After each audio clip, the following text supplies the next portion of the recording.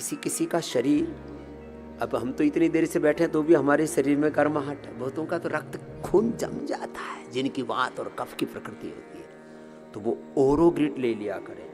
ये ओरोग्रिड एक पेड़ का ऑटो इम्यून, उसका सेल्फ रेस्पॉन्स है, सेल्फ डिफेंस के लिए। ये एक पेड़ के ऊपर जब कोई कीट पतंग आक्रमण करते हैं तो अपने भीतर से अपने प्रोटेक्शन के लिए निकालता है। इसको कहते हैं काकड़ा सिंगी। एक पेड़ का है ये, कोई ऐसे जड़ी नीचे से निकली हुई जड़ी बूटी नहीं है, पेड़ के ऊपर लग जाता है, पत्तों पर टहनियों पर ऐसे निकल आता है।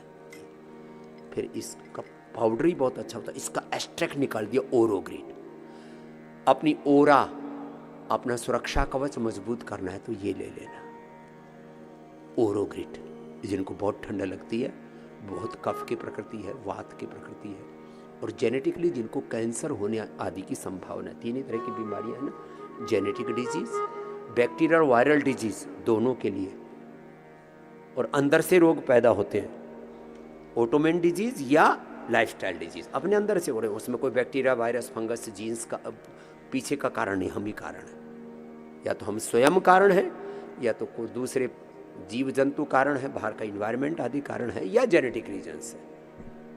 तीनों के लिए बहुत जबरदस्त है ओरोग्रिड। ये तुम्हारे लिए बनाई है। ये काकड़ा सिंगी को, ये पेड़ का एक इम्यूनो रेस्पॉन्स है, पेड़ के ऊपर लगती है जब उसके ऊपर कोई कीट पतंग आक्रमण करते हैं।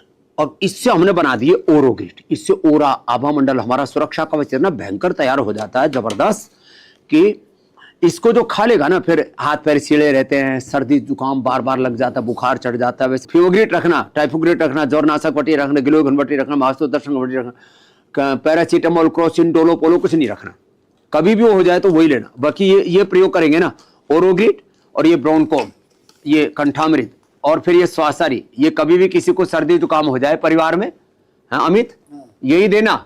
सर्दी जुकाम के लिए एंटीबायोटिक मत देना। हाँ, और कभी कभी शिलाजी चटा देना ऐसे।